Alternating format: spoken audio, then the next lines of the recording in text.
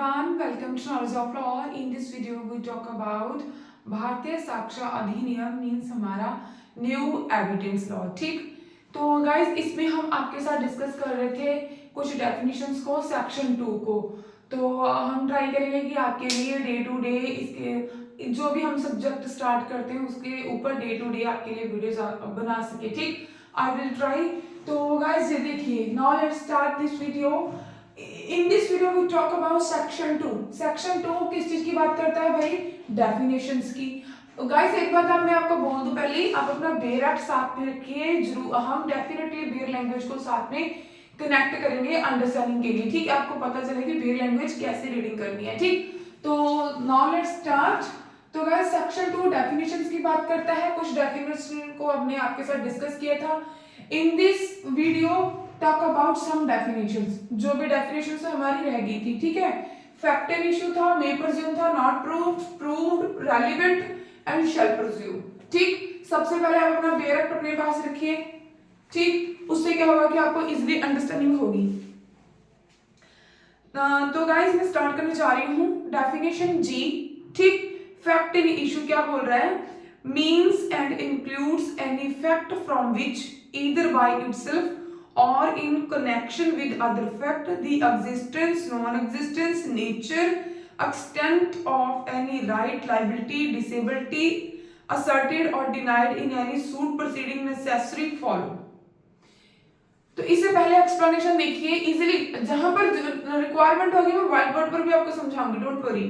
Explanation क्या बोल रही है? Whenever under the provision of the law for the time being in force relating to civil procedure, any court records an issue of fact, the fact to be asserted or denied in the answer of such in is a fact and issue. ठीक, अभी मैं आपको थोड़ा सा बता देती हूँ कि भाई फैक्ट ऑफ इशू में क्या बात की गई है. सबसे पहले देखो इन्होंने क्या लिखा है भाई. यहाँ पर लिखा है एग्जिस्टेंस. ठीक, एग्जिस्टेंस आ गई, फिर नॉन एग्जिस्टेंस. ठीक, फिर क्या लिखा है? नेचर आ गया. ठीक, उसके बाद में क्या है? Extent of any right. फिर लाइबिलिटी. इसके साथ ही बट मैं यहीं पर लिख रही हूं. ठीक, लाइबिलिटी आ गया और नेक्स्ट क्या आ रहा है? और डिसेबिलिटी.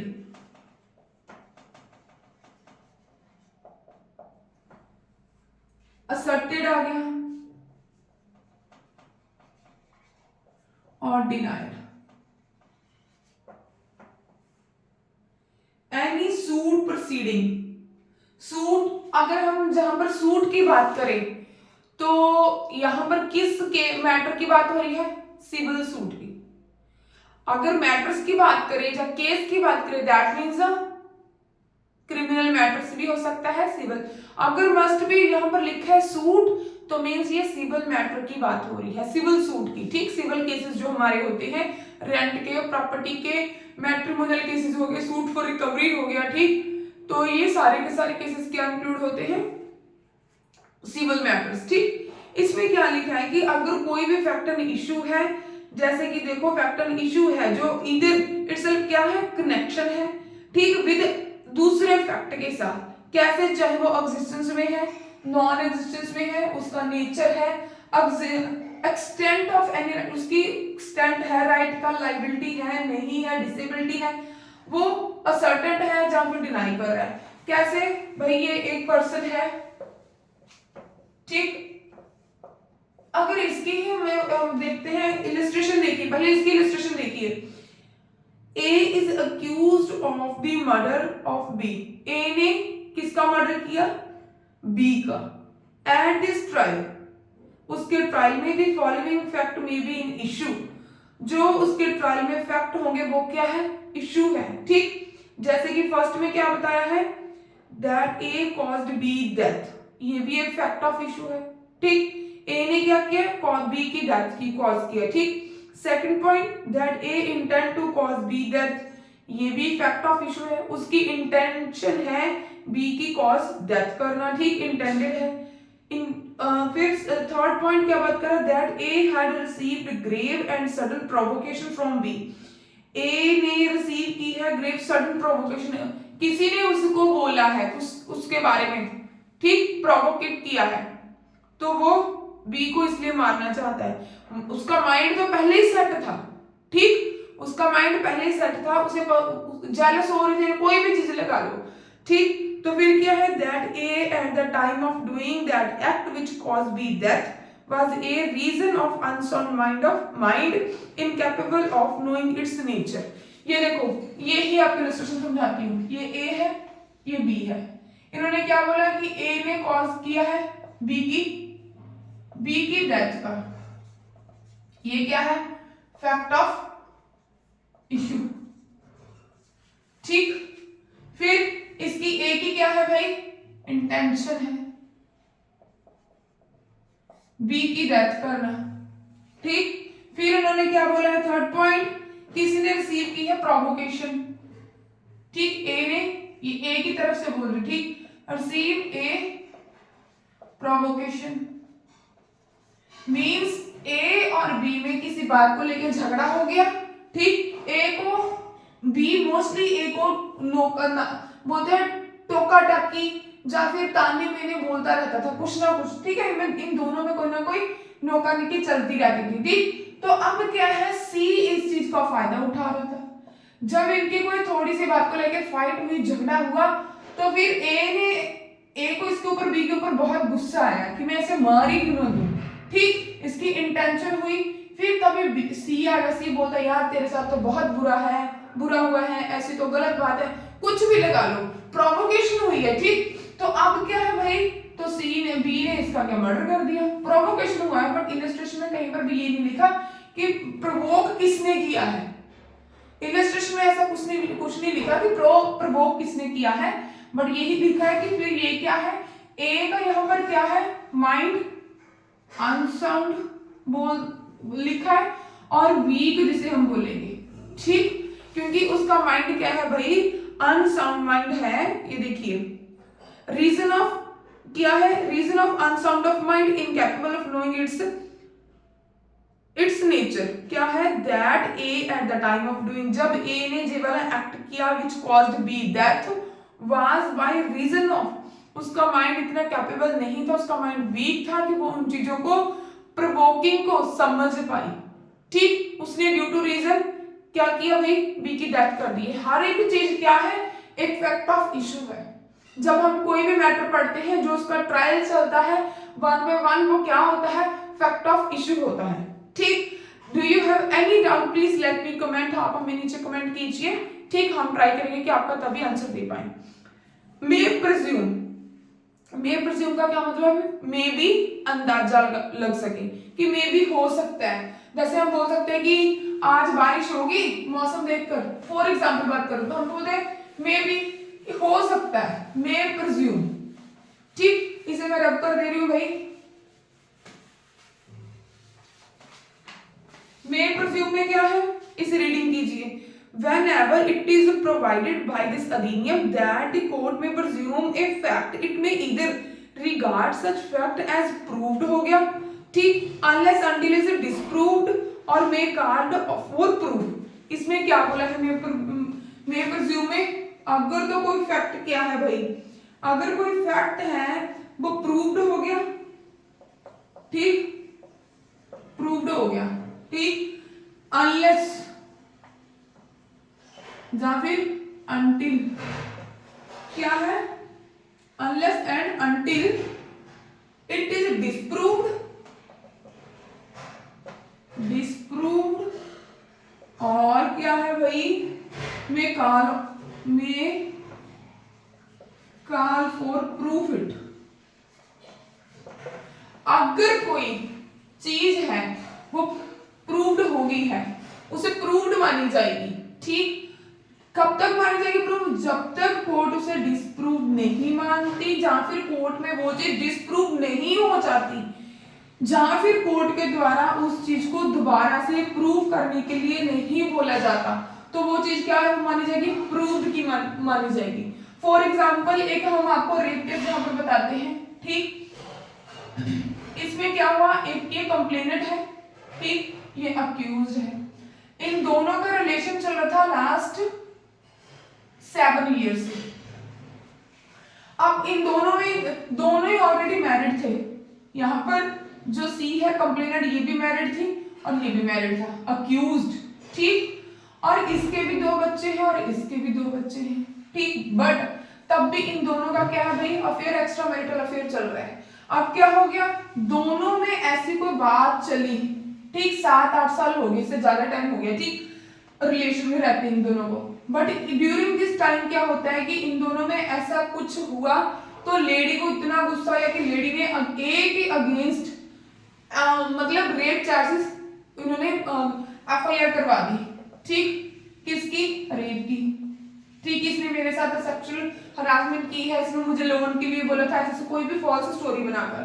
उसके बाद में क्या होता है कि हम कोर्ट में जा रहे हैं, हम अपने जो भी एविडेंस है वो कोर्ट में पेश कर रहे हैं, बट जज साहब क्या बोल रहे हैं, जज साहब बोल रहे हैं कि ठीक है, उन्हें भी ये हमने जज साहब बना दिए, ठीक, कोर्ट बना दी, ठीक, कोर्ट बोल रही है कि हमें पता है कि इन दोनों में रिलेशन थे, ठीक, कोर्ट में एविडेंस के थ्रू क्या है, आप पार्टी से ये चीजें कंसीडर करवा सकते हो कि उनसे उन्होंने ये चीज की है या नहीं की है। जब क्रॉस एग्जामिनेशन होता है तब क्या है, जज साहब बोल रहे हैं कि हमें पता है कि इन दोनों में रिलेशन थे, 7-8 साल से एक दूसरे के साथ रह रहे हैं, आई नो कि हमें पता है रिलेशन थे, बट देखना क्या है कि जिस दिन ये लेडी, मान लो इस लेडी ने माना कि आज 2/8/24 है, इस तारीख को इसने मेरे साथ ऐसा किया, बोलते इस तारीख को, इस डेट को देखना है कि जो ये लेडी बोल रही है कंप्लेनेंट कि मेरे साथ ऐसा कुछ हुआ है, क्या विद कंसेंट हुआ या विदाउट कंसेंट। रेप तभी माना जाता है किसी के साथ जब विदाउट कंसेंट होता है, ठीक, without consent of the complainant या अग्रीव्ड पर्सन। कंप्लेनेंट तो हम तब बोल रहे हैं जब वो केस में या एफआईआर में इन्वॉल्व होते हैं, कंप्लेन करते हैं, ठीक, तो यही चीज है। तो कोर्ट ने क्या माना कि भाई इन दोनों ने ऐसी रेप वाली कोई चीज नहीं थी, मे प्रिज्यूम, क्योंकि उसने क्या किया, कंप्लेनेंट ने इस चीज को प्रूव नहीं किया और ना कोर्ट ने इसे बोला, तो कोर्ट क्या माने कि जो भी एविडेंस है उनके बिहाफ के ऊपर कि लड़के ने ऐसा कुछ उस दिन नहीं किया, ठीक, मे बी आई होप हम आपको समझा पाए, ठीक। अब नॉट प्रूव्ड क्या होता है गाइस, आपको अगर ये चीजें अभी अंडरस्टैंडिंग हो जाएंगे स्टडी के टाइम पर, बहुत अच्छी बात है। अगर आप आगे जुडिशरी में जाना चाहते हो या फिर आप आगे किसी भी फील्ड में जाना चाहते हो, एडवोकेसी में भी आपको बातें समझने में इजी होगा, ठीक। फिर आप नेक्स्ट देखिए, नॉट प्रूव्ड, ठीक, नॉट प्रूव्ड क्या बोल रहा है, a fact is said to be not proved when it is neither proved और नॉट डिसप्रूव्ड। नीदर प्रूव्ड और नॉर डिसप्रूव्ड। भाई अगर मैं यहां पर पहले से लिख देती तो मेरे पास इतने व्हाइट बोर्ड पर स्पेस नहीं है, ठीक। नॉट प्रूव्ड कब होता है, जब ना तो वो फैक्ट चीज प्रूव्ड हुई हो ना डिसप्रूव्ड हुई हो, तब क्या होगा, उसे कोर्ट क्या मानेगी, नॉट प्रूव्ड। ना तो वो चीज प्रूव्ड हुई है कोर्ट में, ना ही दूसरी पार्टी ने उसे डिसप्रूव किया है, ठीक। जब भी एविडेंस, हम आपके लिए एक वीडियो और बनाएंगे कि कोर्ट की प्रोसीडिंग कैसे होती है, क्योंकि जब भी एविडेंस होती है, ठीक, तब उसमें क्या होता है, कंप्लेनेंट साइड और अक्यूज्ड साइड, यहां पर लिख देती हूँ अक्यूज्ड साइड, ठीक, दोनों की साइड से पहले क्या होता है, कंप्लेनेंट विटनेस, ठीक, इन्हें क्रॉस कौन करता है, हमारे अक्यूज्ड के एडवोकेट, ठीक, वो क्रॉस करते हैं।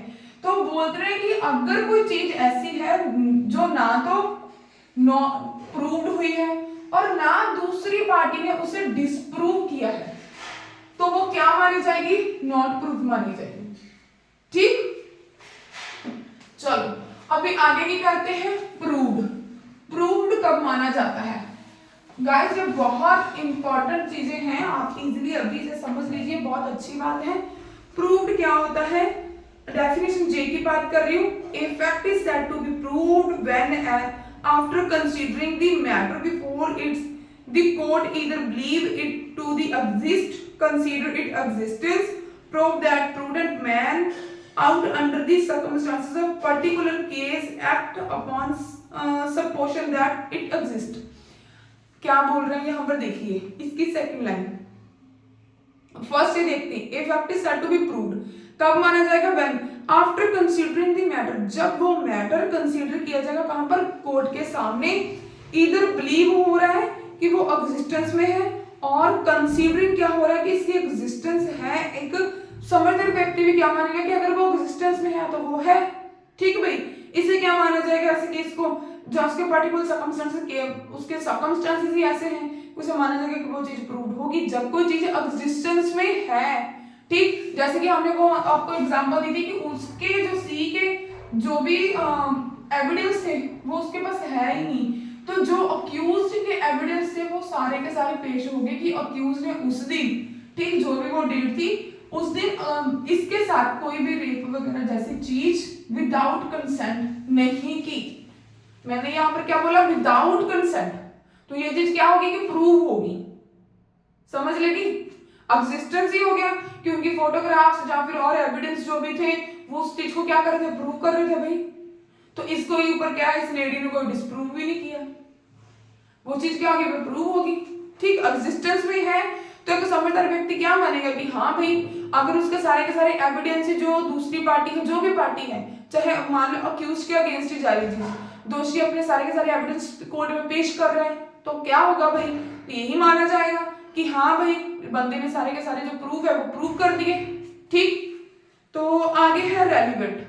रेलिवेंट का मीनिंग होता है कि जो भी चीजें हमारे फैक्ट के साथ रिलेटेड रेलिवेंट हो वो ही आपको क्या है कोर्ट में प्रोड्यूस करनी है। A fact is said to be relevant to another when it is connected with the other in any of the way referred to in provision of अधिनियम relating to the relevance of fact। जब कोई एक fact दूसरे fact के साथ connected में आता है तो वो क्या होता है? रेलिवेंट फैक्ट होता है, ठीक।